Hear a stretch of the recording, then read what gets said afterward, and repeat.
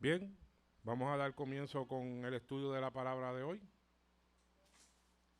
Eh, Primeramente, pues como de costumbre, le damos las gracias a todas las personas que están conectadas a través del chat. Permiso. A través del chat. Un saludo a todos, ¿verdad? Las personas que se están conectando con nosotros a través del Facebook. Siempre anunciamos que nuestros cultos son los miércoles de 7 a 8. Estamos transmitiendo los jueves de 7 a 8 a través de la emisora Candelita 7 y los sábados nuestro culto de 10 a 11 a través de la página de Facebook y los domingos transmitimos de la emisora Guapa Radio y se retransmite también por la página de Facebook a través de Facebook Live de nosotros de 8:30 de la mañana a 9, solamente media hora estamos transmitiendo. Y nuestro hermano Saúl, que está también transmitiendo todos los lunes a través del Zoom, los jueves, ¿verdad? Los jueves y los sábados también está transmitiendo nuestro hermano Saúl. Y los domingos a las 11:45, si no me equivoco, 10:45. Bien, pues habiendo dicho esto, eh, vamos a tener una invocación, ¿verdad? Para que el Señor, pedir la presencia del Señor, ¿verdad? Que nos ilumine. Y pedimos por todas las personas que están enfermas. Le pedimos a las personas que nos están oyendo a través del Facebook que nos escriban su petición. Y antes de finalizar el programa vamos a estar mencionando su petición para oración. Así que tienes tiempo, a eso de antes de las 8 vamos a estar mencionando su petición. Bien, pues vamos a orar para darle comienzo con la palabra del día de hoy. Oremos. Buen Dios y Padre nuestro que estás en los cielos, te damos gracias porque tú has permitido que, aunque está lloviendo, nos ha traído hasta tu casa de oración para compartir y difundir tu mensaje, Señor, como tú lo has dicho en las Escrituras, ir por todo el mundo y predicar este evangelio, Señor. Te pedimos que tú le des sabiduría, que tú le des luz a nuestro pastor para que cuando él traiga su palabra, Señor, la traiga con fluidez de sabiduría, porque sabemos que tú se la vas a dar, Señor. Bendice a los hermanos que están conectados. Permite que las otras personas que se van a conectar puedan conectarse para que puedan saborear este pan de vida, Señor. Todo esto te lo pedimos en el nombre de Jesús. Amén. Bien, pues ahora nuestro pastor con el estudio del día de hoy. Adelante.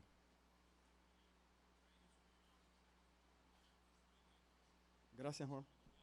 Bien, buenas noches a todos. Para aquellos que quizás están por primera vez conectados, pues mi nombre es Jorge Cruz, mejor conocido como Ongi, aquí en nuestra isla bella, Puerto Rico, nuestra iglesia Cristo Justicia de los Siglos. Así que damos gracias a Dios por eso, por la oportunidad que nos da, porque merecidamente nos otorga este privilegio tan grande, ¿verdad? Siempre hacemos mención de las personas que están conectadas, algunos de ellos, ¿verdad? Está nuestra hermana Sally, está nuestra hermana Eda Osis, que nos está pidiendo oración, ¿verdad? Para controlar sus nervios. Así que a los hermanos, por favor. Nilsa Rivera, Kai González, Ilia Ponce de León, Tanya Salamanca, Alma Melesio, Wanda Nieves, Aida Ubiles, ¿verdad? Efraín Marrero, Aurea Collazo, Jim Padilla, Gisela Cestero, nos está viendo, Dios le bendiga, Ramón Colón, Ibis Crespo y Maritza Colón, entre las personas que tenemos conectadas. Pues hoy vamos a hacer una exposición sencilla, vamos a estar hablando un poco de la humanidad de Cristo. Y cuando hablamos de la humanidad de Cristo, nos vamos a referir a cómo Él sentía, ¿verdad? Cómo Él se guiaba y se manifestaba durante esos años aquí, especialmente sus últimos años sobre la tierra, especialmente su ministerio. Vamos a definir en primer lugar lo que es un ser humano, ¿verdad? Porque nosotros somos seres humanos, pero a veces cuando le vamos a dar contenido a esa definición, como que lo pensamos dos veces. Aunque somos seres humanos, vamos a definir lo que somos nosotros o lo que es un ser humano, y a veces no, como que no nos vienen las palabras adecuadas para definir lo que es un ser humano. Un ser humano se puede definir como una criatura, como un ser creado por un ser supremo, entiéndase, Dios, ¿verdad? Ese ser o esa criatura obviamente es un ser racional, porque cuando nosotros nos vamos al Génesis, que nos explica de dónde surge este ser creado o esta criatura, dice que el creador hizo a la criatura semejante a él. Y nosotros hemos dicho que la semejanza, ¿verdad? Imagen y semejanza no necesariamente tiene que ser en la parte somática o la parte material, ¿verdad? Porque Dios nadie lo ha visto jamás. Y como a Dios nadie lo ha visto jamás, y hay un mandamiento de que nosotros no nos hagamos imagen de Dios, pues nosotros no podemos decir que Dios tiene ojos, que Dios tiene boca, que Dios tiene mano, porque la Escritura dice que Dios es multiforme. Y si es multiforme, significa que no tiene forma, aunque puede tener todas las formas. Lo que nos está tratando de decir es que es pecado nosotros pensar que Dios es igual en todo lo concerniente, ¿verdad? Idénticamente a nosotros. Así que cuando la Escritura habla de imagen y semejanza, obviamente se está refiriendo a ciertos atributos que tiene Dios, que se le otorgó a la criatura, ¿verdad? Se le otorgó a ese ser creado, ¿verdad? A ese ser humano, a ese ser viviente. Por ejemplo, Dios le dio a Adán el libre albedrío, el razonamiento que los animales no tienen, y otras características que nosotros podríamos estar señalando aquí.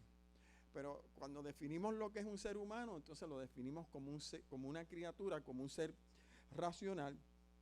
Y este ser racional, o esta criatura, este ser viviente, no tiene, vamos a llamarle, no tiene dominio sobre otros seres semejantes a él. Y esto es importante porque en el estudio que tuvo nuestro hermano nuestro hermano Carlos Pérez, se estaba hablando un poquito acerca de la esclavitud y demás. Y surgió un tema interesante cuando nosotros discutimos esto de la esclavitud. Pero nosotros, por ejemplo, vamos a citar el libro de Marcos, en el capítulo 10 y el versículo 42 en adelante, porque aunque hay un orden establecido, ¿verdad? Porque Dios es un Dios de ley, de normas, y establece un orden por los cuales la sociedad y la creación se tiene que regir. Eso no significa que una persona sea superior a otra. Es como, ahora miren las elecciones. Puede haber un príncipe o un líder político votando, y cuando él vota, su voto le cuenta 1, no le cuenta 10.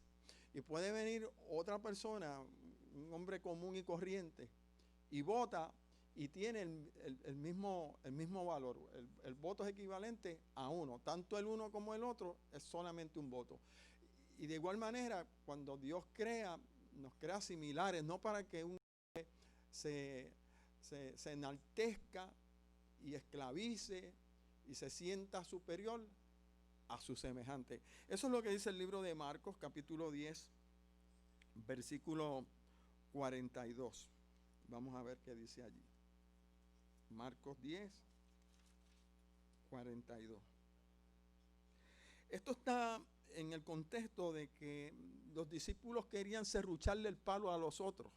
En Puerto Rico, serrucharle el palo lo que significa es que querían aventajarse y tomar las mejores posiciones, especialmente en el reino de Dios, los hijos de Zebedeo trataron de hacer esto y los discípulos disputaban muchas veces de quién iba a ser el que iba a estar sentado a un lado o al otro de Jesús, ¿verdad? Y Jesús oía esas conversaciones y muchas veces dejaba que discutieran y luego entonces los ponía en talla y ponía las cosas en el lugar correcto. Recuerden que la visión que tiene Jesús es muy distinta a la visión que nosotros tenemos los hombres. Nosotros vemos las cosas desde una perspectiva, Jesús la ve desde otra. Y dice el versículo 42 en adelante de Marcos 10 lo siguiente: cuando lo oyeron los 10, comenzaron a enojarse contra Jacobo y contra Juan, porque Jacobo y Juan querían tener mejores posiciones, ¿verdad? Acá le llamamos también la ley del embudo, lo ancho para mí, lo finito para ti. Es así, nuestra naturaleza pecaminosa piensa siempre en tener la mejor posición. Bienvenidos. Mas Jesús llamándolos les dijo: ¿sabéis que los que son tenidos por gobernantes de las naciones se enseñorean de ellas y sus grandes ejercen sobre ellas potestad? Pero no será así entre vosotros. Es decir, Jesús está cambiando las reglas de juego. Los gobernantes tratan de enseñorearse y dominar. Pero Jesús dice, en el orden que el cielo establece no es ese, es el siguiente, ¿verdad? Pero no será así entre vosotros, sino que el que quiera hacerse el grande entre vosotros será vuestro servidor. Así que el que más sirve es el que más se debe de tener en estima. Y hoy en día los menos que sirven, ¿verdad?, ostentan posiciones muy altas y no hacen nada. Y son los que están por encima de todos los hombres. Pero en el reino venidero o en el orden que Cristo establece ahí, dice que el mayor va a ser el más servidor. El que de vosotros quiera ser el primero será el siervo de todos. Totalmente contrario a como nosotros pensamos. Nosotros pensamos que el más grande, ¿verdad?, está por encima de todos y los demás le tienen que servir. Y como los demás le tienen que servir, por eso él es el más grande. Pero en esto es todo lo contrario. El más que sirve, o el mayor servidor, es el que se tiene en más alta estima. Dice, porque el Hijo del Hombre no vino para ser servido, sino para servir y para dar su vida en rescate por muchos. En otras palabras, como Cristo se anonadó hasta lo sumo, por eso es que se le dio un nombre que es sobre todo nombre. Así que lo que estamos hablando y definiendo lo que es un ser humano, ya dijimos que es una criatura, es un ser racional, pero este ser racional no puede de ninguna manera ejercer dominio sobre otro. Se tiene que ver similar al que está. Ahora, los teólogos llaman a esta criatura, a ese ser creado, como un ser y los teólogos le llaman así una dicotomía. Algunos piensan que es una tricotomía. Una dicotomía es un ser compuesto por dos partes. Se entienda, cuerpo y espíritu. Dice que Dios hizo el muñeco de barro, puso aliento de vida, el espíritu de vida en ese ser, y fue eso, vamos a llamarle materia, si es que para definirlo de alguna manera, ¿verdad? Esos dos componentes, la parte somática, y le vamos a llamar el espíritu, la parte espiritual, esos dos componentes pasaron a ser lo que nosotros conocemos como un ser viviente, un ser animado, ¿verdad?, o alma viviente. Cuando la Escritura habla de alma viviente, se está refiriendo a un ser, a una criatura, a un ser que ha sido hecha por Dios. La tricotomía piensa de otra forma, ¿verdad? Se le da personalidad al alma y se piensa que el alma puede subsistir aparte del cuerpo, aparte del soma. Nosotros lo que estamos diciendo es que el cuerpo de barro y el espíritu que Dios sopló, esos dos componentes hacen un ser humano.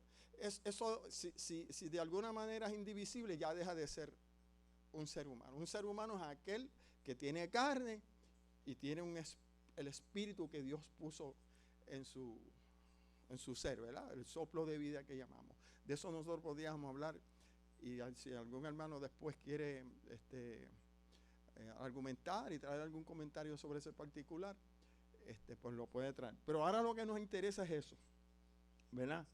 Que esos dos componentes juntos traen como consecuencia o a la existencia lo que nosotros conocemos como un ser humano. Un ser humano que tiene sentimientos, un ser humano que experimenta todo lo concerniente a lo que se refiere a la vida. Si usted es un ser humano y está vivo, usted va a experimentar, va a ver, va a escuchar, va a gustar, ese tipo de cosas. Cuando nosotros vamos a Eclesiastés hablando de los muertos, dice, porque al lugar donde tú vas no hay odio, no hay esto, no hay lo otro, no hay amor, sus pensamientos fenecieron, etcétera, etcétera. Así que come tu pan con alegría y bebe tu vino con alegre corazón con la mujer que Dios te ha dado, porque a donde tú vas, ni fu ni fa. ¿Saben lo que es ni fu ni fa? Ni fu ni fa, lo que quiere decir es que usted no va a sentir, usted no va a padecer. La Escritura dice que los muertos nada saben y nosotros vamos al descanso hasta que el Señor nos traiga la resurrección. Muy bien. Así que definiendo entonces lo que es un ser humano, nosotros podemos entender ahora el versículo de Juan 1:14, como yo lo quiero explicar en este momento. El versículo de Juan 1:14 nos dice lo siguiente: y el verbo se hizo carne, ¿verdad? Estoy citando de memoria. Y el verbo se hizo carne y habitó entre nosotros. Y vimos su gloria, gloria como del unigénito del Padre. Pero a veces nosotros tomamos ese versículo como livianamente, ¿verdad? En ocasiones lo leemos, el verbo se hizo carne. Sí, pero ¿qué es eso? Lo que está diciendo es que la segunda persona de la deidad, el verbo, se encarnó en un cuerpo. Ese cuerpo se llama el cuerpo de Jesús. Y Jesús luego pasó a ser el Cristo por sus proezas, por las señales, los prodigios y la obra que hizo. Aquel hombre en el cual vino a la existencia en el vientre de María, ¿verdad? Dios lo utiliza para encarnarse. Allí dicen algunos que se fundió la humanidad con la divinidad. Pero a mí lo que me interesa en esta noche es el verbo se hizo carne. El verbo se hizo carne, lo que significa entonces es que Dios vino a experimentar y a sentir lo que nosotros sentimos. Y eso es lo interesante. ¿Ve? Que Dios no se quedó en la gloria allá donde los ángeles le alababan y el lugar nítido, excelso, de gloria, de belleza. No, Dios vio a su criatura en la ruina, ¿verdad? De hecho, era un plan concebido desde antes de la fundación del mundo y no lo desamparó. Entonces, ¿sabía Dios cómo sentía al hombre? Yo me imagino que sí, porque Él lo conoce todo. Pero no es lo mismo para mí, no es lo mismo ver el juego en los bleachers que jugar en el terreno de juego. Entonces Él quiso venir al terreno de juego. Él quiso saber qué se sentía, cómo sentía un hombre en carne propia. Por eso es que nosotros vemos que Jesús le dio hambre, Jesús se fatigaba, Jesús sentía dolor. Vemos que en el desierto, en la tentación, donde Satanás lo tienta, dice que él tuvo hambre, tuvo sed, él tuvo miedo, se angustiaba, se recreaba, reía, comía, dormía. Todas las cosas que nosotros hacemos. Lo único que la Escritura dice es que él fue semejante a nosotros, pero sin pecado. Así que cuando usted tiene dolor, él sabe lo que es sentir ese dolor. Cuando usted tiene angustia, él sabe lo que es sentir angustia. Cuando usted tiene temor, él sabe lo que es sentir temor. Y no es lo mismo verlo de afuera. Es como cuando nosotros vamos a la funeraria, ¿verdad? Y nosotros le decimos a la persona para acompañarlo, ¿verdad? Te acompaño en los sentimientos. Pero eso es embuste. Usted lo está diciendo con la boca. Y con la boca lo dice cualquiera. Usted va allí, lo abraza, a lo mejor se le sale una lágrima en ese momento. Pero tan pronto usted sale de ese lugar, usted se va a almorzar y a comer y a vivir como había estado viviendo. porque usted no está experimentando, usted no está sintiendo lo mismo que está sintiendo esa persona que acaba de perder un ser querido, un hijo, una madre, un esposo, una esposa. ¿Ve? Como usted no está sintiendo eso, usted, obviamente, usted dice, estoy tratando de acompañarte en sentir, estoy tratando de sentir lo que tú sientes, pero lo sentimos nada más que superficialmente.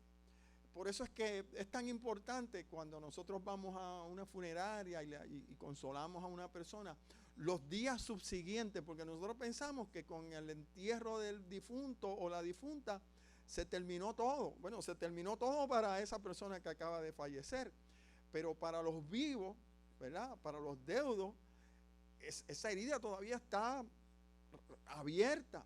Entonces, por eso es que es tan necesario darle seguimiento a estas personas, porque muchas veces caen en depresión. Yo conozco una persona, o conocí una persona, que no quería saber del Día de Acción de Gracia. Día de Acción de Gracia, el día que se ha determinado en la tradición, darle gracias a Dios ese día. Nosotros los cristianos debemos de dar gracias todos los días. Pero el mundo aprovecha esa ocasión para dar gracias en ese día. Y me decía, yo no quiero dar gracias ese día. Yo no quiero saber de Thanksgiving. Yo no quiero saber del día del pavo. Yo no quiero saber el día de agradecimiento. Porque ese día yo perdí a mi hijo en un accidente. Y cada vez que viene la acción de gracia o viene ese día, yo la paso mal. ¿Ves? Todavía esa herida no había cerrado. Entonces, ahora viene Jesús, Dios, y se hace uno con nosotros. Empieza a sentir, bueno, nace, y yo me acuerdo de un amigo mío haitiano, que lo escuché hablando de esto y cavó hondo en mi corazón, y él dijo, él nació en el corral. Esto yo lo he dicho 2 o 3 veces. Yo dije, ¿en el corral? Sí, en el corral. Porque la connotación de corral y de pesebre son como distintas, ¿verdad, Tony? Tú hablas del pesebre y tú piensas en algo bonito, el pesebre. Ahí está Cristo con los animalitos y una cosita bonita. Y muchas veces se hace una escena de, ¿cómo le llaman a esto? Un drama. Y viene María y está sentadita ahí con una vaquita, un pejito, qué sé yo, un caballito, un pony. ¡Ay, qué bonito! No, eso no fue así, mis hermanos. Eso era un corral donde estaban las bestias. Y allí no había salubridad ninguna. María parió en paja, en un corral, y hay que llamarle corral para acentuar cómo el niño experimentó su nacimiento. Un nacimiento que eran donde nacían los animales. Y Cristo, o el Verbo, se hizo carne y habitó. Y desde entonces empezó a experimentar todo lo que nosotros experimentamos. ¿Te das cuenta? Ahora, vamos a ir al libro de Hebreos, capítulo 2. Hebreos capítulo 2, que yo creo que lo establece bien claramente. ¿Qué es esto de que el Verbo se hizo carne? Ya nosotros definimos lo que es una criatura, un ser creado, ¿verdad? Es una criatura, lleva la connotación de alguien que depende de otro. Entonces, Dios hizo a su criatura para que dependiéramos de él. Ese ser humano iba a depender de él. Lamentablemente, el ser humano cortó ese cordón umbilical, esa relación entre el padre y sus hijos, esa relación entre el creador y la criatura, y ya nosotros hemos visto las consecuencias. Y ahora Dios no nos deja desamparados, ha hecho provisión y se ha hecho carne, y esa carne en el cuerpo de Jesús habitó con nosotros y ha experimentado y experimentó todo lo que nosotros experimentamos. Y eso es importante porque cuando usted ha experimentado hambre, cuando usted ha experimentado soledad, cuando usted ha experimentado enfermedad, entonces usted se hace más sensible para aquel que quizás esté pasando por la misma experiencia. Si usted no ha pasado por la experiencia, a usted se le va a hacer sumamente difícil entender el sentimiento, el padecimiento, la experiencia por la cual está pasando quizás su semejante. No es hasta que usted se da un martillazo en un dedo que usted sabe el dolor que se siente. Y a veces hasta nos dan ganas de reír, ¿verdad? Nos dan ganas de reír cuando uno dice, te diste un martillazo y te dolió. Entonces uno dice, yo sé que te duele porque yo también me di un martillazo, para ejemplarizarlo. Hebreos capítulo 2, versículo 14. Lee de la siguiente forma. Hebreos capítulo 2, versículo 14 en adelante. Dice así.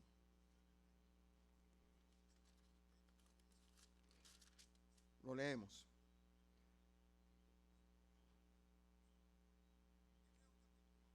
Así que, por cuanto los hijos participaron de carne y sangre.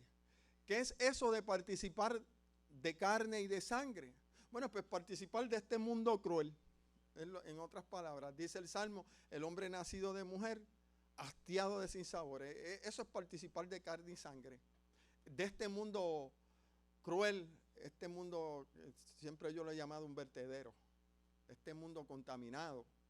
Este mundo lleno de infelicidad, de enfermedad, de muerte, de pus.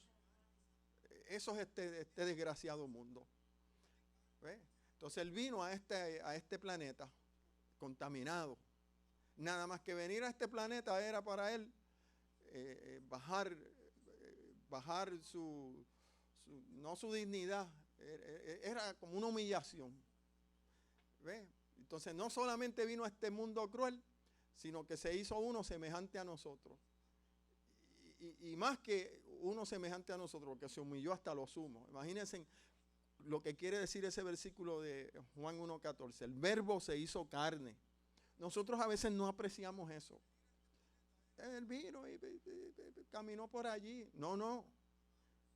Él experimentó todo lo que usted ha experimentado y estamos experimentando. Y más que eso. Y más que eso. Así que por cuanto los hijos participaron de carne y sangre, él, Jesús, también participó ¿de qué? De lo mismo.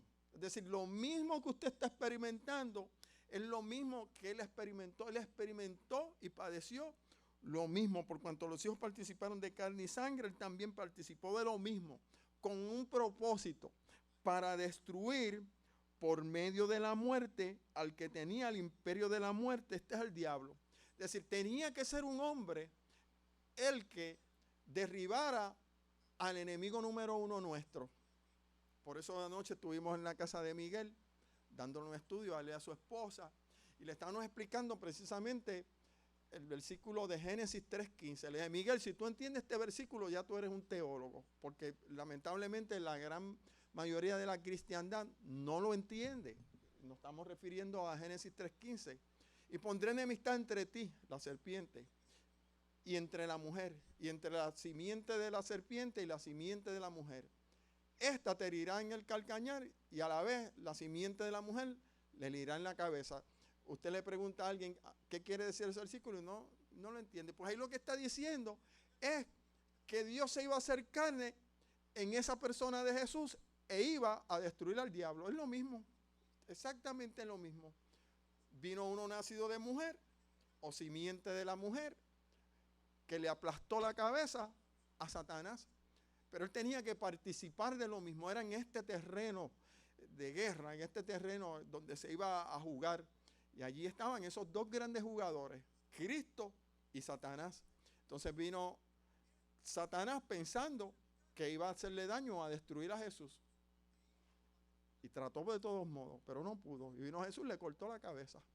Así que él destruyó al que tenía el imperio de la muerte. Por lo tanto, tenía, ¿verdad? Los tiempos son bien importantes. Ya él fue despojado de su imperio. Ya Satanás sabe que es un ser sentenciado a muerte, es un ser derrotado y un ser que ya no tiene la victoria sobre nosotros porque ha sido destruido. ¿Dónde? En la cruz y en la resurrección, en esa vida perfecta, en esa muerte expiatoria y en esa resurrección que él logró para darnos la victoria a nosotros. Dice, para destruir al que tenía al imperio de la muerte y librar a todos los que por el temor de la muerte estaban durante toda la vida sujetos a servidumbre. ¿Cuánto estaban los sujetos? Toda la vida. ¿A qué? A servidumbre, a ser esclavos del diablo. Como único usted puede ser liberado del diablo es cuando usted acepta el sacrificio que ha hecho Dios en la cruz, en la persona de Jesucristo, porque Jesucristo es el que nos da o nos ha dado la victoria. Los que no han recibido este mensaje de liberación, de que Cristo le aplastó la cabeza a la serpiente, le arrebató el reinado, los que no han podido entender eso, obviamente son esclavos, están todavía en servidumbre. Porque ciertamente no socorrió a los ángeles, sino que socorrió a la descendencia de Abraham. Por lo cual debía ser, esto es lo que no importa, por lo cual debía ser en todo semejante a sus hermanos. Sus hermanos somos nosotros. ¿Y qué era lo que era Cristo? Semejante. Obviamente hacemos el señalamiento y hacemos la distinción que en Cristo no hubo pecado. Pero cuando dice que es semejante, vuelvo y recalco, es que Jesús le daba sueño. A Jesús cuando le enterraron los clavos le dolió. Cuando le pusieron la corona de espina le dolió. Jesús se abrumaba muchas veces. Jesús se cansaba. Todo lo concerniente a un ser humano, porque Él era un ser humano. Dice que era semejante a nosotros, por cual debía ser en todo semejante a sus hermanos, para venir a ser misericordioso. Es lo que le estoy tratando de decir. No es hasta que usted tiene hambre, ¿verdad?, que las tripas, el vientre, su barriga le duele.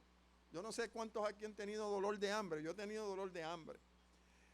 Y como he tenido dolor de hambre, sé lo que cuando las personas no tienen que comer y le brindamos lo poquito o mucho que tengamos para saciar el hambre de otro. Pero si usted nunca ha tenido hambre, usted dice, eso es pasajero. Y yo no me explico. Y déjenme decirle, voy a poner a los adventistas del séptimo día en el programa que viene el domingo, los voy a poner en su sitio. Los voy a poner en su sitio. Porque hay un pastor, y no es que lo que esté haciendo el pastor sea malo, pero es que se me sale la cosa de negro por encima. Hay un pastor que está pidiendo donativos para llevar sillas de ruedas, muletas, y creo que están construyendo unas casitas de madera a los necesitados. Y eso es bueno, y al que quiera ayudar, que ayude. Pero a la organización a la cual él pertenece le debe dar vergüenza. Vergüenza le debe dar. Creo que hay 3 instituciones las más ricas en esta tierra, en el área del cristianismo. Son los católicos, los adventistas y los testigos de Jehová. Esa gente son multimillonarios. No son millonarios, son multimillonarios. ¿Y cómo es posible que un trabajador de ellos, un ministro de ellos, esté acudiendo a la bondad de los hermanos? No estoy diciendo que eso esté mal. Cuando ellos son multimillonarios, se supone que esa organización le diga a ese ministro, mire, ese ministerio nosotros lo vamos a sostener. ¿Qué es lo que usted necesita? Bendito sea Dios. Vergüenza le debe dar. Vergüenza. ¿Por qué le debe dar vergüenza? Porque una institución millonaria, permitiéndole que su ministro esté con la lengua por fuera, pidiendo donativos para ayudar cuando ellos pueden hacerlo. Vergüenza le debe dar. Y eso lo voy a hacer público. Ya lo hice público, pero lo voy a hacer público en la radio, para que le dé vergüenza a la organización. Ahí los hermanos son buena gente. Hay muchos hermanos que creen en Cristo. Hay muchos hermanos que están siguiendo al Señor de todo corazón. Eso es una cosa, pero la organización está podrida totalmente. Podrida, da asco. Y esas cosas hay que denunciarlas. ¿Por qué? Porque piensan solamente en el pecunio. Y Jesucristo es el ejemplo de lo que yo estoy hablando. Jesucristo se hizo pobre para enriquecernos a nosotros. ¿Y cómo es posible que nosotros, pudiendo llevar la palabra por gracia y pudiendo nosotros hacer el bien sin mirar a quién, teniendo el pecunio, no lo hagamos? Hemos dicho.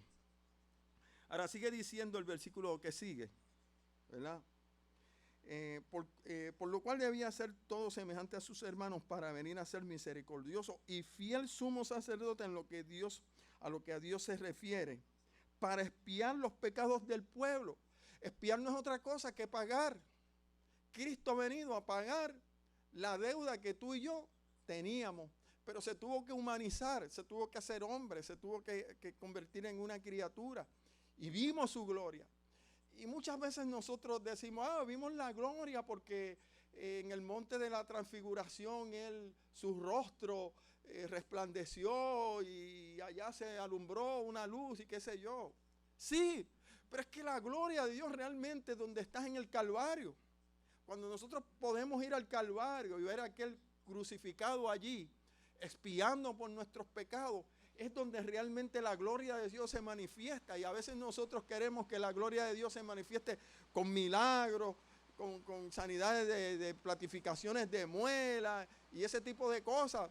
Está bien, lo aceptamos, si aparece que aparezca, pero esa no es la gloria de Dios. La gloria de Dios es Cristo en la cruz. La gloria de Dios es Cristo venciendo a Satanás. La gloria de Dios es Cristo resucitando, dándonos la victoria, asegurándonos a nosotros, ¿qué cosa? El reinado, la libertad. Ahí es que nosotros vemos la gloria de Dios. A veces en los cultos de otras denominaciones la gente empieza a decir, la gloria de Dios se va a manifestar porque la gente empezó a brincar y a saltar. Y confunden eso con la gloria de Dios. Eso no es la gloria de Dios. El brincar y el saltar no es la gloria de Dios. La gloria de Dios es un hombre. La gloria de Dios es el evangelio. La gloria de Dios es la provisión que ha hecho Dios en Cristo. Esa es la gloria de Dios. Y para nosotros poder ver la gloria de Dios y poder tocar la gloria de Dios, aquella gente lo tocaron el verbo, ¿verdad? Durmieron con él, comieron con él. Pedro dice, las manos palparon en cuanto al verbo. Eso es una cosa gloriosa. Y se hizo uno con nosotros. Pues en cuanto él mismo padeció, dice el 18, siendo tentado, es poderoso para socorrer a los que son tentados. ¿Y quiénes somos los que somos tentados? Pues nosotros. Nos puede socorrer porque él fue tentado. Y dice que fue tentado ¿en qué? En todo. Nosotros pensamos que Cristo fue tentado allí en el desierto. Bueno, esta gente fariseo muchas veces venían con preguntas capciosas para tentarle. Y Jesús conocía los corazones de ellos. Jesús fue tentado en todo el ámbito, en todo el ambiente, en toda circunstancia, a la cual muchas veces nosotros somos tentados también. ¿Ve? Lo único que él no cedió a ninguna tentación. Nosotros estamos propensos a caer en cualquier tentación porque somos seres humanos con una debilidad extraordinaria. Vamos a ir a Lucas capítulo 19. ¿Qué tiempo me falta, Juan? Ese reloj está en hora. Faltan 20. Ok, nos da tiempo, por lo menos en 10. Lucas 19,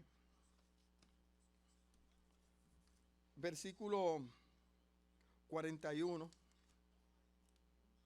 Lucas 19, 41.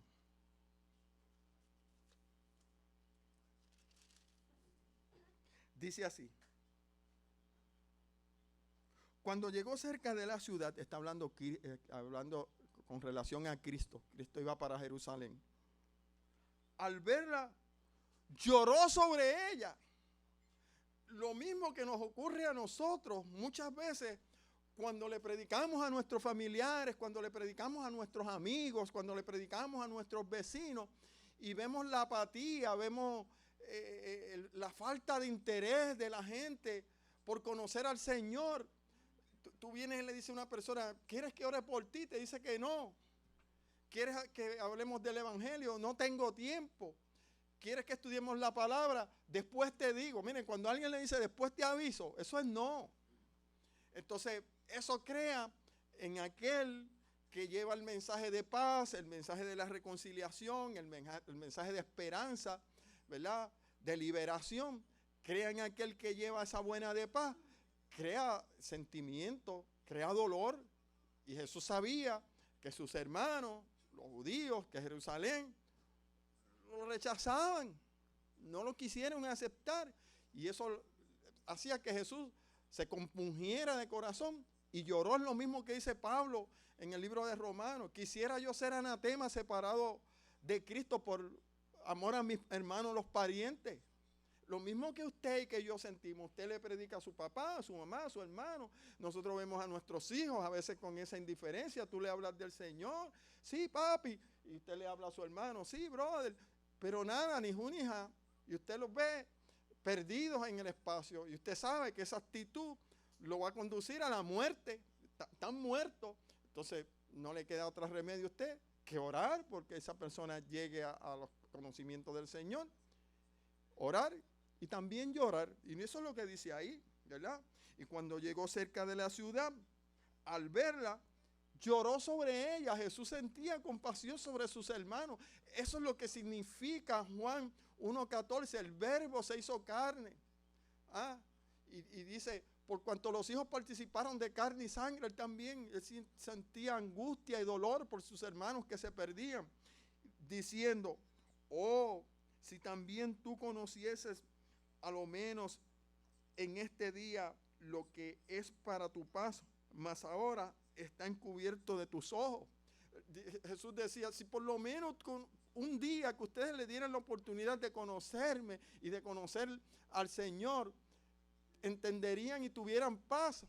Porque es el Evangelio, es Jesucristo el único que nos da paz. Por eso es que Jesús, cuando entraba a un lugar, lo primero que decía es, paz a vosotros. Y eso mismo tenemos que hacer nosotros. Llegamos a un lugar y tiene que estar la paz, porque la paz de Dios está con usted, porque usted es reconciliador entre Dios y los hombres. Por eso la Escritura dice, cuán benditos son los pies de aquellos que anuncian las buenas nuevas del Evangelio, porque usted es portador de la paz. Pero cuando se rechaza esa paz, ese mensaje que usted lleva, Jesús le dice, sacúdete.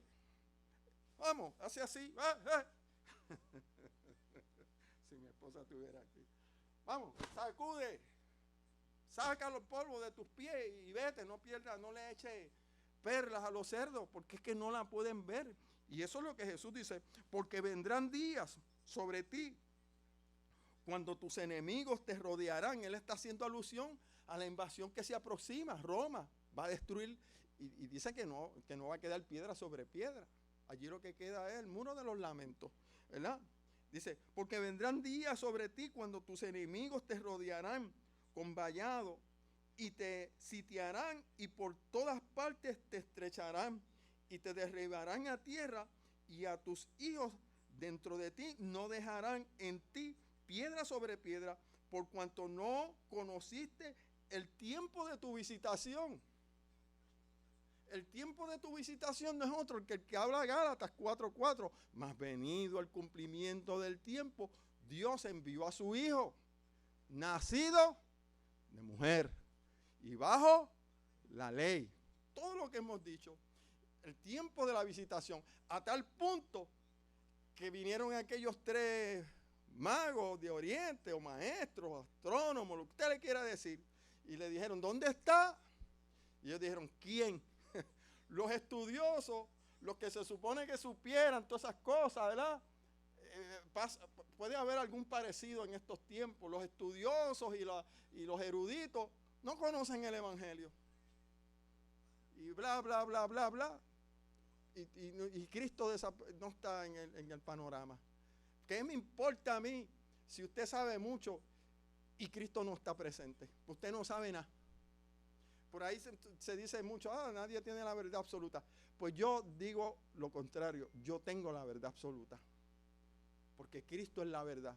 Y si yo tengo a Cristo, tengo la verdad absoluta. Lo demás es lo demás. Pero si me pregunta, ¿usted tiene la verdad completa? Sí. Pues Cristo es la verdad y yo tengo a Cristo. Pues yo tengo la verdad absoluta, ¿sí o no? Ahora, si estamos hablando de dogmas y estamos hablando de doctrinas, ya eso es otro cantar. Pero yo tengo a Cristo, y como yo tengo a Cristo, tengo la verdad absoluta. ¿Ve? Así que ellos no entendieron el tiempo de la visitación. Y Herodes, creo que era, ¿verdad? Herodes, el rey, mandó a buscarlo. Mira, vinieron ahí 3 tipos, vinieron de Oriente, y están diciendo que nació un rey. ¿qué? Sí que nació un rey. Escudriñenme en eso. Ah, sí, miren, en Belén iban a nacer esto y lo otro. Así que vino el tiempo de la visitación y ellos ni cuenta se dieron. De igual manera ha venido el tiempo de la visitación para usted y para mí, porque eso se sigue haciendo presente. Se hace presente en este momento cuando se le predica el evangelio, el tiempo de la visitación, y no se dieron cuenta del tiempo de la visitación. Ni ellos, ni muchos hoy en día. Vamos a ir a Lucas ahí mismo otra vez, ya estamos por acabar. 13, el versículo 34, antes de que me dé un ataque.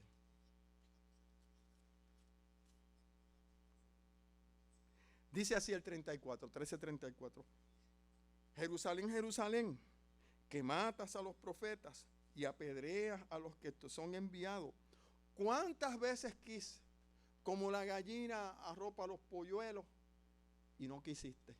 Aquí está hablando del sentimiento de Jesús por los suyos, y lo compara con una gallina. Jesús era un maestro, ¿verdad? Jesús utilizaba tantas metáforas y tantos símbolos y tantas cosas, que por eso era que es tan fácil entenderlo, ¿verdad? Mi vecino tiene gallos de pelea y gallinas por allí, y a veces una gallina saca unos pollitos y yo la veo que está cubriendo y digo, mira, Jesús, me acuerdo de las enseñanzas, mira, Jesús es prodigioso, porque así como la gallina cría sus pollitos y los cobija, así mismo es la cubierta de Dios para nosotros. Pero Jerusalén no quiso. Pero entonces esto demuestra el sentimiento de amor que tenía ese verbo que se hizo carne. Y como padeció, como nosotros padecemos, por eso es que nos puede socorrer. Juan capítulo 11, versículo 33. Esto estamos hablando aquí de la resurrección de Lázaro. Aquí yo creo que es donde más, con más claridad, se puede ver el afecto, aparte de la cruz, ¿verdad? Porque en la cruz se ve el amor de Dios derramado en toda su esplendor y plenitud. Pero en el caso de Lázaro y estas mujeres, Marta, se ve el amor que tiene Dios y el cuidado que tiene Dios para contigo y para conmigo. Noten lo que dice el versículo 33 del capítulo 11 de Juan. Jesús entonces, al verlas llorando y a los judíos que le acompañaban, también llorando. Esto es una cosa, es que nosotros somos malos. Dios es bueno y Jesús es bueno. Pero esas escenas que a veces nosotros vemos, cuando usted se siente afligido por el dolor, por el dolor de otro. Por eso es que Pablo, haciendo defensa de su ministerio, dijo, si ustedes no creen que yo soy apóstol, yo también soy apóstol y más que ustedes. Y ustedes me están pidiendo carta de recomendación y yo no tengo aquí una carta de recomendación escrita de ningún líder. Mis cartas de recomendación son vosotros. Dice, en naufragios, en peligro de espada, fue descolgado con una canasta. Y lo más interesante que dice, ¿quién enferma y yo no enfermo? Eso está diciendo el apóstol Pablo. Son las mismas palabras que diría Cristo. Si tú enfermas, yo enfermo. Ahora él va a esta situación de Lázaro. Las muchachas, por decirle de alguna manera, ¿verdad? Las hermanas de Lázaro están atribuladas y se sienten hasta defraudadas, quizás porque Cristo tardó un tiempo en llegar allí. Pero Cristo tenía todo bajo su control. Jesús le dijo, cuando le fueron a dar el aviso de que Lázaro estaba enfermo, Jesús dijo, ay, olvídate de eso, esto es para la gloria de Dios. Que usted le mande mensajero a Jesús, ay, voy ahorita, yo estoy ocupado ahora, dile que voy ahorita. Y en última instancia esto es para la gloria de Dios. Dice que se tardó unos días. Cuando llegó encontró ya el revolú, estaban allí lamentándose por la pérdida de Lázaro y una de las muchachas le dijo, no fallaste, no estabas aquí. Eso es lo que está pasando. Pero al verlas, dice ese versículo 33, Jesús entonces, al verlas llorando y a los judíos que le acompañaban, también llorando. Porque Jesús era un ser A veces nosotros vemos a Jesús como un Superman, como un superhombre. No, Jesús era igual que usted, igual que yo, con sentimientos, que se afligía, que se compadecía, también llorando, se estremeció en espíritu y se conmovió. Le llegó a lo más profundo de su corazón y dijo, ay bendito, como decimos nosotros los boricuas. Y dijo, ¿dónde le pusiste? Y le dijo, Señor, ven y ve. Y Jesús, otra vez dice aquí, lloró. Lloró por aquello que estaba pasando. Luego entonces él también va a llorar por la incredulidad, al ver la incredulidad de aquellos, porque dudaban de que Jesús tuviera el poder para restaurarlo. Así que hay un doble sentimiento, ¿verdad? Por un lado la incredulidad de aquellos y por otro lado el dolor que estaban sintiendo ellos por la pérdida de un ser querido. Y dijeron entonces los judíos, mirad cómo le amaba. O sea que Jesús amaba ¿a quién? A ese hombre, a Lázaro. De igual manera te ama a ti. De igual manera me ama a mí. De igual manera nos ama a nosotros. Nosotros pensamos que Dios, porque nosotros cometemos quizás una falta, nos deja de amar. Pero es que el amor de Dios es incondicional. Por eso es que nos amó aún estando nosotros muertos en delitos y pecados. Cuando más vil tú te sientes y que tú no piensas que te merece la gracia y el perdón de Dios, es cuando Él más te ama. Mira, nosotros tomamos las madres que tienen 3 o 4 muchachos y uno de ellos sale perverso, sale la oveja negra de la familia. Y yo he visto madres en el lecho mismo de la muerte diciéndole al hijo mayor, a mí me pasó eso con mi hermano. Mi mamá me decía, mi abuela, me decía, acuérdate de Armando, no me lo dejes. ¿No le ha pasado? Porque es que ese muchacho es loquillado, qué sé yo. No lo deje, porque es que y uno dice, pero ¿por qué mami quiere al más malo? ¿Verdad que quiere como al más malo? No es que lo quiera más, es que es el más que necesita. Y usted y yo somos los más que necesitamos. Y por eso Dios no nos ha dejado huérfanos y se hizo uno con nosotros. Entonces dice que Jesús, conmovido, ¿verdad? Lloró en espíritu y se estremeció. ¿Dónde le pusiste? Y dijeron, Señor, ven y ve. Y Jesús lloró. Dijeron entonces los judíos, mirad cómo le amaba. Y algunos de ellos dijeron, ¿no podía este que abrió los ojos del ciego haber hecho también que Lázaro no muriera? Y dice el 38, Jesús profundamente conmovido, otra vez vino al sepulcro. ¿Cómo estaba él? Conmovido. Él se conmueve porque él desea, ya lo hizo, ya nos socorrió, pero él desea que cuando nosotros estamos en angustia, cuando nosotros estamos en sufrimiento, cuando nosotros estamos en lo que la vida nos depara, nosotros poder clamar a él el oportuno socorro. Eso fue lo que dijo Pedro cuando se hundió. Socórreme porque me ahogo. Y eso es lo que tú tienes que hacer y es lo que yo tengo que hacer, lo que nosotros tenemos que hacer. Socórreme, Señor, porque de lo contrario, esto es como una arena movediza, que mientras más me esfuerzo para salir de esto, no puedo. De hecho, el Salmo dice, Él escuchó mi voz, escuchó mi clamor, ¿verdad? Socórreme. Me sacó del lodo cenagoso y me puso sobre la roca. Aleluya. Aquí nosotros debemos decir, aleluya, gloria a Dios. Me puso sobre la roca. Volvemos a Hebreos y terminamos. Hebreos capítulo 2, versículo 18. Dice así, pues en cuanto él mismo padeció siendo tentado, es poderoso para socorrer a los que son tentados. Él nos socorrió, nos socorre y nos socorrerá. Pasado, presente y futuro. Porque Él nos ha librado de aquel, como dice aquí mismo, del que tenía el imperio de la muerte, debido a que se hizo uno con nosotros, se hizo un ser humano, se hizo una criatura, se anonadó, se despojó y vino y venció al diablo en el mismo terreno de juego para que nosotros entonces pudiéramos obtener la victoria.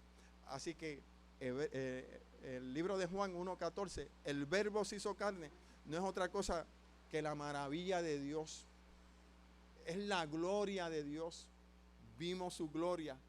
Gloria como del unigénito. Desde que nace, vive, muere y resucita, intercede. Ahí está la gloria de Dios mostrada. Dios haciéndose un ser humano. Maravilloso para nosotros. Eso es lo que hemos dicho. Así que, Juan, damos oportunidad a que tú leas los pedidos de los hermanos. Y si luego entonces los hermanos quieren contribuir y aportar algo, pues serán bienvenidos. Bien, tenemos varias peticiones aquí de oración. Nos pide Ilia Ponce de León, pide oración para ella y para sus nietos. Amén. Elizabeth Meléndez pide oración por su familia.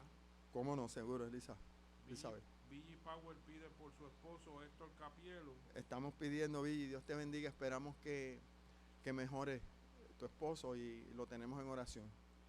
Martín Crespo, por él y su familia. Martín Crespo, ¿cómo no? Lo haremos de igual forma. Félix Ocasio pide oración por Fortaleza, la familia de Cano Estremera. Oh, sí, pues, acá un salsero perdió la vida. Esperamos que el Señor haya tocado esa vida y que le dé fortaleza a los familiares. Juana González pide oración por ella, hijos y nietos. Me parece que la hermana Juana está hospitalizada, así que esperamos que el Señor esperamos que el Señor ponga la mano. Dios te bendiga. Elsie Power pide oración por su sobrino Joseph, hijo de Yulisa y Millán. Tuvo un accidente hoy y está en intensivo. Oh, sí. Pues qué mala noticia. Esperamos que se recupere. Y Sally Rodríguez pide oración por la iglesia en tiempos difíciles y por nuestra familia. Y Carmen Matías pide oración por su nieto. Y Osis. Nilsa Rivera por todos los enfermos. Y Michelle Lamboy, oración por el pastor Longhi y su congregación. Amén. Y Eda estaba pidiendo por ella, ¿verdad? Y nos hace un apunte, nos gusta el mensaje y explica bien. Bueno, la gloria de Dios, nosotros hacemos un toquecito, nosotros no lo que hacemos es ponerle el bate a la bola y si llegamos a primera ahí con mucho esfuerzo, pero se hace lo que se puede. Dios le bendiga, hermana. Ajá. Pues entonces, Juan, ten la oración y pasamos entonces, si los hermanos quieren tener algún comentario, con gusto. Antes de comenzar, dice Martín Crespo, dice, me diagnosticaron cáncer y sé positivo. No sé. Sí, parece que le hicieron pruebas y si dio positivo es bueno, hermano, ¿verdad? Positivo o negativo. Negativo es bueno, positivo es malo. Me diagnosticaron cáncer y sé, no sé, si quiero decir, soy positivo. Bueno, para el Dios no hay nada imposible, hermano. Vamos a pedir, Él es poderoso y esperamos que le dé el Señor fortaleza y sabiduría para lidiar con esto. Lo que nosotros le podamos ayudar, usted tiene nuestro número de teléfono, con gusto le ayudaremos en lo que esté a nuestro alcance. ¿Cómo no? No, ahora tú, vente aquí. Sí. Oremos. Bien. Padre nuestro que estás en los cielos, Señor, una vez más te estamos implorando por cada una de estas peticiones, Señor. Tú conoces cada una y tú sabes, Señor, de la forma que tú lo vas a suplir, pero sabemos que es conforme a tu voluntad, porque tú eres el que todo lo conoce, Señor. Nosotros no conocemos nada ni lo que el futuro nos depara, pero tú sí. Por eso te pedimos que sea conforme a tu voluntad y sobre todo que sea para la gloria tuya, Señor. Amén. Te pedimos que tú bendiga el culto que se ha dado, permite que las personas que lo hayan escuchado hayan entendido y se hayan gozado de tu mensaje, Señor, para que así ellos puedan compartir las grandezas que tú has hecho con otras personas, Señor. Todo esto te lo pedimos en el nombre de Jesús. Amén. Gracias, Juan. Ahora pasamos a la sesión de preguntas. Si usted tiene algún comentario, usted nos puede escribir alguna aportación, alguna duda. Lo puede hacer igual los hermanos del Zoom, los hermanos que están conectados. Los micrófonos están abiertos. Si tienen alguna duda, alguna aportación, alguna pregunta, estamos en la mejor disposición de escucharlo. Si escuchan un sonido, es que está lloviendo fuerte para acá y el techo de nosotros es de zinc, es de metal, y quizás esté saliendo por el micrófono, pero nos escuchamos bien, así que pueden, adelante Saúl o algún hermano que esté en el Zoom, agradecemos su aportación. Ahí también.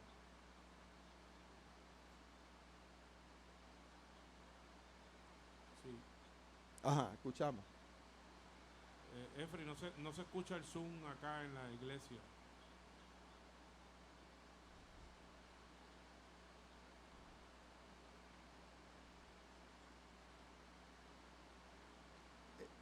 Saúl, mira a ver, si tú me escuchas, dime que me escuchas. Sí, ya lo está. Porque no escuchamos tu voz. De igual manera, los hermanos que están en el Face, pues pueden escribir. Recuerden que nosotros no lo sabemos todo.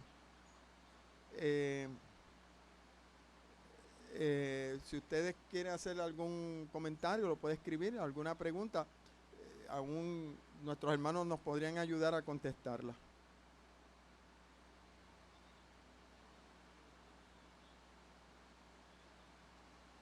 No escuchamos el Zoom. ¿Tú escuchas, Juan? No escuchamos a los hermanos del Zoom. Bueno. Levántame la mano, Saúl, si me oye.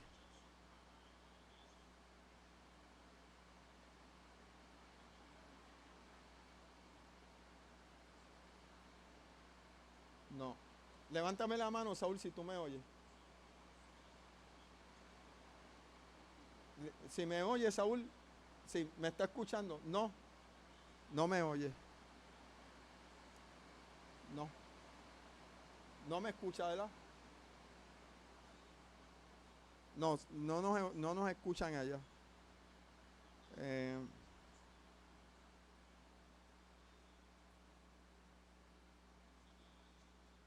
Nos escribe Michelle Lamboy. Dice así: Pastor, el domingo usted decía en Guapa que Jesús cumplió toda la ley. Sin embargo, Él no guardó el sábado. Él era el Señor. Sí, Jesús guardó. Él era el Señor del sábado. Es que la mía no. Sí, Jesús guardó todos los mandamientos. Si Jesús no hubiera guardado el sábado, hubiera quebrantado el mandamiento. Se le acusó a Jesús de haber violentado el sábado o la ley. Y Jesús, por el contrario, dijo: es lícito hacer bien en sábado. Así que Jesús no quebrantó ninguno de los mandamientos. Quizás los judíos pensaron que la metodología que ellos utilizaban para guardar el sábado era el indicado.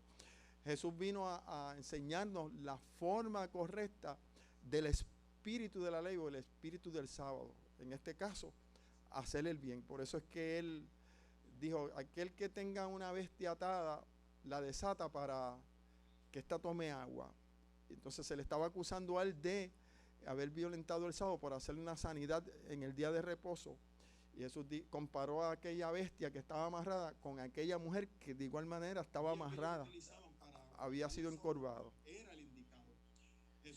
y la liberó. Enseñando la forma correcta del espíritu de la ley o el espíritu del sábado. En este caso, hacer el bien. Efri, no está saliendo el feedback. Dijo: aquel que tenga una bestia atada, la desata para que ésta tome agua.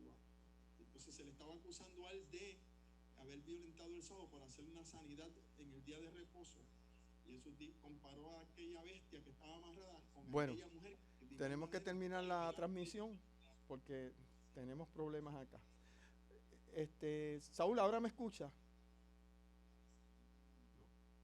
No.